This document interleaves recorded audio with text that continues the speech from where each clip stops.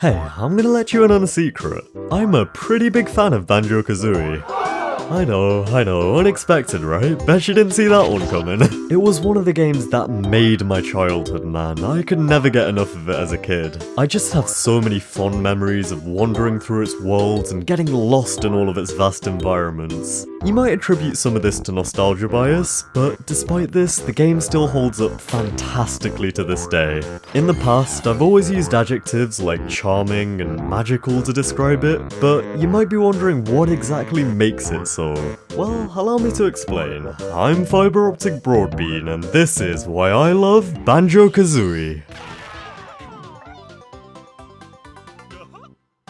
When it comes to Banjo-Kazooie, everyone always talks about the characters, and considering how much personality they have, that's no surprise. The first thing you should know about this game is that everything, and I mean everything, has a set of googly eyes and talks. Doesn't matter if it's an inanimate object, the rule still applies. To say they talk is a bit of a stretch though. Due to time constraints, the game couldn't be fully voice acted back in the day, so Rareware had to get creative. The dialogue in this game consists of various sound bites, chopped up and spliced together, so rather than complete sentences, you instead get stuff like It's actually hilarious, and one of my favourite bits of trivia is that the shaman, Mumbo Jumbo's voice lines are sampled from lead composer Grant Kirkhope saying, "Come and have a go, if you think you're odd enough." This was a fantastic example of the team behind this game taking a limitation and spinning it into something truly iconic. As for the characters themselves though, we may as well start with Banjo and Kazooie because these guys are amazing. Banjo is very laid back and relaxed and generally just seems like a nice dude. Kazooie, on the other hand, is quite the opposite, being very sassy, hot-tempered and sarcastic. She often makes snarky remarks or talks back to some of the NPCs, much to Banjo's dismay. I love the dynamic between the two of them, since their personalities bounce off each other perfectly, making for some pretty comedic dialogue sequences, often involving Banjo apologising on behalf of Kazooie. Their animations are full of character as well, especially their idols, like the one where Kazooie pops out of the backpack and pecks the back of Banjo's head. You've also got the file selection animations as well, with the Easter egg of them occasionally being flung out of the bed, and even the dance they do every time they get a jiggy. Why Kazooie eats the jiggy? I have no idea, but hey, it's cute. The duo controls so nicely as well. Despite the fact that you're using two characters, it feels like one as they work together immaculately in sync. Banjo is slow and heavy, while Kazooie is a lot more mobile and can attack rapidly. Banjo provides the initial jump, and Kazooie provides the double jump by flapping her wings. The way the two work together is genius. On top of their basic moves, you'll also be learning some more advanced techniques from Bottles the Mole, like the Talon Trot. Instead of having Banjo walk around on his own, which can be kinda sluggish, this move gives Kazooie the ability to carry Banjo on her back, which is so much faster. This is learned very early into the game and helps a lot when you're trying to get around quickly. Bottles also teaches you how to fly, and honestly, the flying controls are surprisingly decent and it always feels like you're in control of where you want to go. I had quite a bit of trouble with Diddy Kong's jetpack from DK64 and to a lesser extent the wing cap from Super Mario 64, but the flight in Banjo-Kazooie doesn't really share the same issues that those had. The only aspect of the controls I'm not a huge fan of is the swimming, since you can either choose to paddle with Banjo, which is too slow, or have Kazooie flap her wings, which is good for covering larger distances, but not for precision. You'd expect them to work well in tandem, but swapping between them feels a little too clunky, and Banjo's movement often just feels too slow for even precise maneuvers. Luckily, there's only one real water level in the game, so it's not a huge deal breaker. Now, before you get into the meat of the game, you start off with the story. There's nothing too spectacular here. Basically, Gruntilda the Witch is jealous of Banjo's sister Tootie and intends to steal her beauty. Tootie is kidnapped while Banjo, being the irresponsible brother that he is asleep in his house. Kazooie hears the commotion, wakes him up, and the journey begins. From here, you start off in Spiral Mountain. This essentially acts as a tutorial level, where you can orientate yourself with the controls. The thing I appreciate appreciate the most about this place, especially on a replay, is that you can actually skip the tutorial. Normally, you start off without all your basic moves, and you have to be taught all of them by bottles. However, if you've played through the game and know all the controls already, then you probably won't want to go through that all over again. And if that's the case, you can skip it entirely by just saying no when Bottles asks if you need any help. What I think is neat though is that there are 6 extra honeycomb pieces hidden around this place, whether it's on the other side of a set of platforms that you need to glide across, up on top of a tree, or within a small underwater alcove. Collecting all 6 of these nets you 1 extra unit of health, which makes you feel more prepared for the adventure to come. Now, the main levels are structured a little bit differently. Each one has 2 extra honeycomb pieces to find, but the main collectibles here are the 10 jiggies. These allow you to open up more worlds by completing puzzles found in Grunty's Lair, the hub world. Jiggies are typically earned by completing a platforming challenge, winning a minigame, or solving a puzzle. You also have 100 musical notes to find as well, and these are usually placed in trails which guide you around the level and provide a logical path for you to follow. They often subtly lead you towards jiggies or other points of interest, so they're not just there for the sake of being there. You need a certain number of these to open note doors so you can progress further in the hub world, as well as for some helpful bonuses at the end of the game. The only trouble with this system is that if you happen to die and you didn't pick all of the notes up, then you have to collect every single one of them all over again if you're shooting for 100%. One small mistake can cost you, and this can feel overly punishing at times, especially for one level in particular, which we'll get to later. I think the original intention was to have all the notes you collected save, but for one reason or another, most likely hardware limitations, this feature had to be cut. It's fixed in the Xbox port, but can be a little bit of a pain in the original. Me personally, I didn't actually mind this so much, but I can definitely see why people weren't exactly big on it. As for the honeycomb pieces I mentioned before, they are super well hidden, tucked away in the most distant corners possible. They're not necessary by any stretch, but as I said, collecting 6 gives you 1 extra unit of health, so they're definitely worth going out of your way to pick up. Ordinarily when reviewing a game, I'd just give a brief overview of the worlds as a whole, but I feel like doing that wouldn't do Banjo-Kazooie's justice, so I'm going to be going through them one by one. Let's start with the first level, Mumbo's Mountain. As an introductory world, this place is solid. It lets you get to grips with the fundamentals of controlling Banjo and Kazooie and provides a safe space to do so. There's a very low risk of death, given the lack of bottomless pits to fall down and the generally weaker enemies. You also gain access to 2 of the most basic moves that you'll be using throughout your adventure, the Talon Trot and the Egg Shoots. The game gives you a lot of time to get used to using these, as a lot of the level comprises of slopes and hills which require you to use the Talon Trot to get over, and almost as soon as you learn how to shoot eggs, you're presented with Conga the Ape, a boss of sorts that forces you to use eggs to defeat him. Combine all of this with a very condensed and easy to navigate layout and you have yourself a fantastic opening level. Next up is Treasure Trove Cove, which is honestly a contender for my favourite level in the game. It's one of those areas that just puts a smile on my face every time I'm in there. It's just such a nice place to be, aside from the shark in the water that traumatized an entire generation of kids, but we don't talk about him. There's also a pirate ship with treasure inside to find, a sandcastle where you can input cheat codes, and an isolated lighthouse you can fly up to way above everything else. The music actually fades out here to emphasize just how high up you are. One of the jiggies even takes you on a full-on treasure hunt. You'll find an X marks the spot in the sand, and ground pounding it reveals an arrow, which leads you to another X. If you do this a few times, eventually you'll reach the final X, which is right by where you started.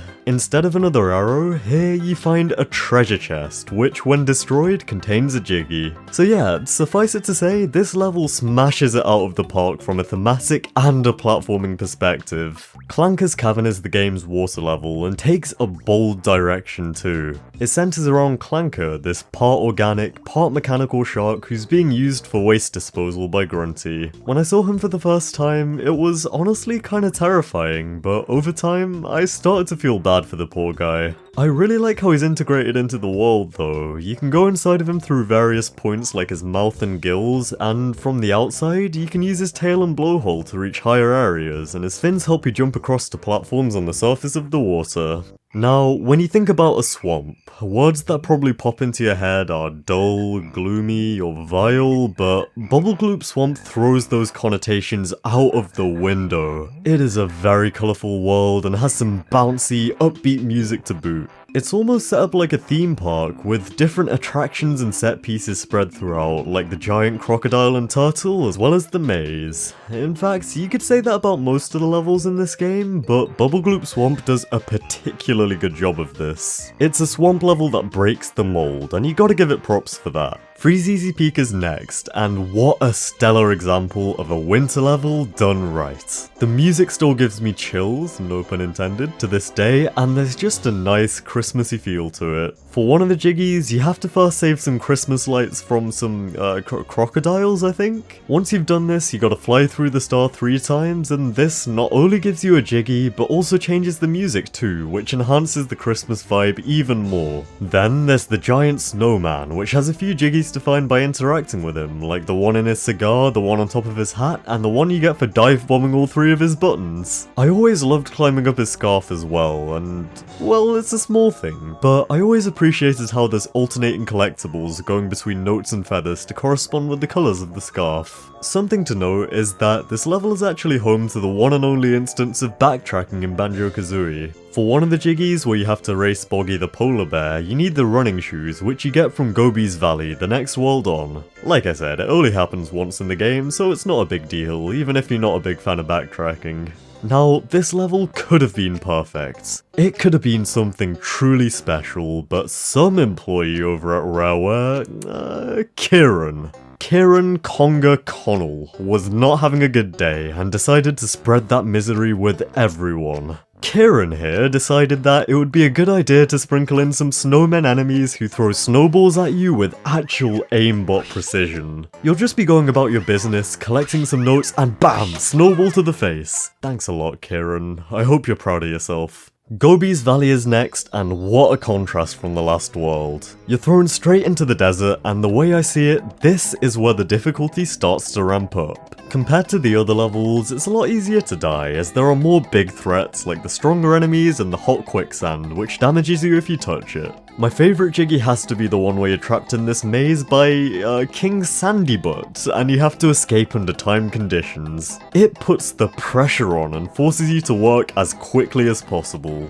I only have one major criticism with it, that being that a lot of the buildings do look a little bit samey, so navigating the world can be a little bit disorientating. Then there's Mad Monster Mansion, which is your classic, spooky, haunted house. Despite being relatively small compared to some of the other levels in this game, it is packed full of nooks and crannies to explore. You've got the area outside of the mansion, which features some unique enemies like these animated gravestones which rise up to attack you, and also the inside of the mansion. You can enter through various windows and doors and find a lot of small rooms which are full to the brim of collectibles to discover. One particular memory I have of this world is finding the secret room behind the stained glass window of Banjo and Kazooie for the first time. That blew my mind as a kid. Moving on to the penultimate level, we have Rusty Bucket Bay, an enclosed harbour filled with oily water that drains your air even when you're on the surface. A large proportion of the level is spent traversing the harbour, but you'll also be going inside the ship by breaking windows in a similar fashion to Mad Monster Mansion. Of course, you can't talk about this level without mentioning the engine room, aka the spawn of Satan.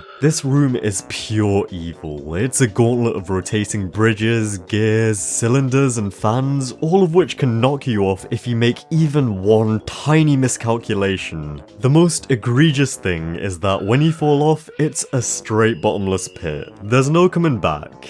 You just straight up die, and you know what that means, right? This single room has ruined so many of my perfect 100 note attempts over the years. The fact that there's no safety net, not even oily water if you fall, is so brutal. This delightful place is also home to the infamous propeller jiggy, where you have to hit 2 switches which are located between fans and rush all the way back through the engine room, across to the back of the boat, and then down into the water where the propellers have stopped. Oh, and did I mention that this is timed? It's a daunting task, although once you're out of the engine room, it gets a lot easier, as the timer is actually surprisingly forgiving. Many people do consider Rusty Bucket Bay to be their least favourite world in the game because of the difficulty and frustration of losing their notes, but I still enjoyed it, since it felt challenging, but not unreasonable in my opinion. Okay, never mind, I take back everything positive I said about this level. Now, where do you even start with Click Clock Wood, or as I like to call it, the absolute GOAT?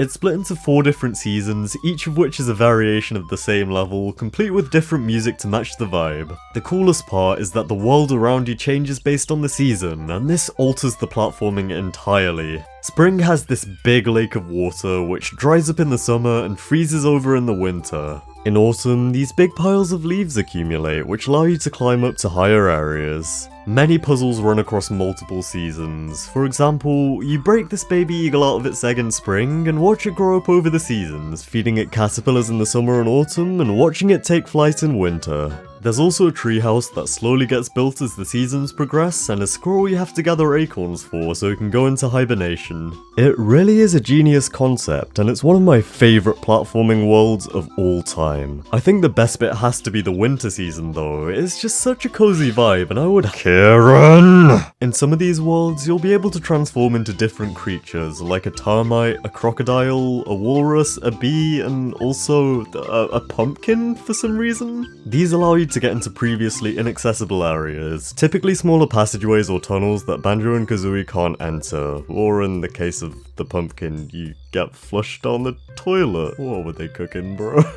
My personal favourites have to be the crocodile, which allows you to walk around the swamp water without being harmed and snap at enemies, and the bee, which lets you just fly around the level to your heart's content. Additionally, some of these transformations can also be used in the hub world in order to solve a few puzzles or get some jiggies, which adds even more use to them. Now, I've touched upon this idea earlier, but I just think it's so cool how the world's themes are so richly embedded into their designs. In a lot of other platformers, the worlds are generic enough to the point where you could very easily swap the themes without noticing much of a difference, but in Banjo-Kazooie, this is far from the case. Think about trying to turn Mad Monster Mansion into a desert, or Freeze Easy Peak into an oily harbour, and you'll find that it's almost impossible to do without scrapping or changing most of the world's key elements. It just really helps to give each world its own distinct identity, making each one just as memorable as the next. What goes hand in hand with these levels is the game's music.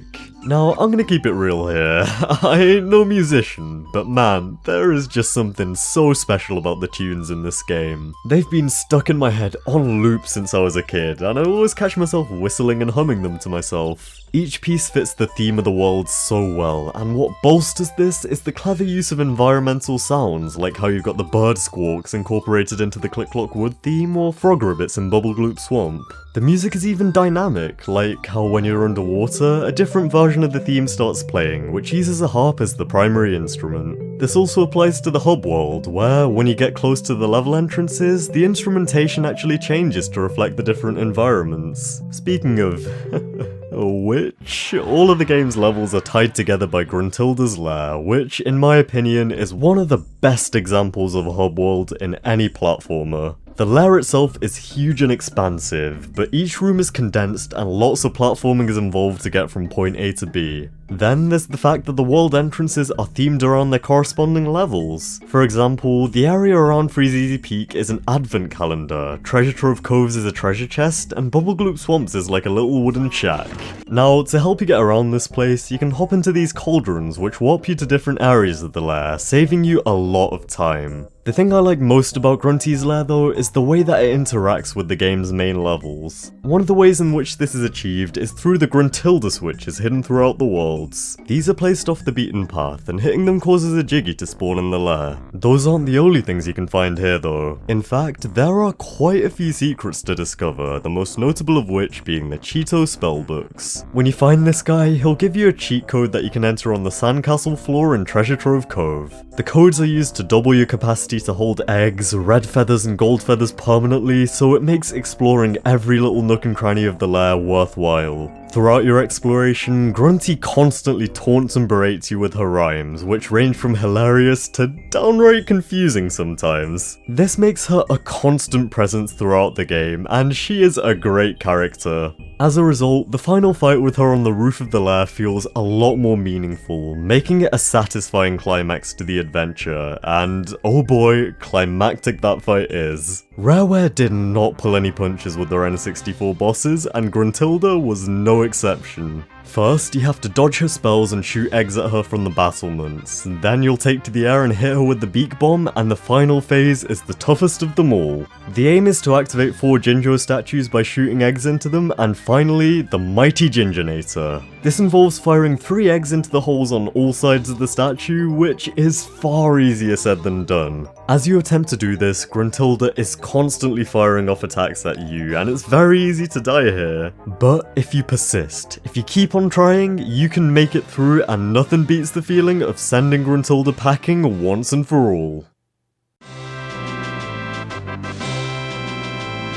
Super Mario 64 may have pioneered the 3D platforming genre, but Banjo-Kazooie took its ideas and elevated them to the next level. It polished the formula to a shine, with tightly packed, purpose-built worlds, characters who are full of life, and a visual style that still holds up to this day. It's a game that I feel as if I can always come back to, and it's one that I would recommend to anyone with even a remote interest in 3D platformers. It's a timeless masterpiece that showcases the genre at its finest, and I sincerely hope that the series gets a chance at redemption someday. Honestly, it feels like a remake or a reboot should have happened already. The fact that there's been no such thing, well, personally, I find it a little puzzling. Hey, thank you so much for watching. Believe it or not, Banjo-Kazooie is one of my favourite games of all time, so I held off making this review for a while since I really wanted to do it justice. And with that in mind, I hope you enjoyed, and I will see you next time.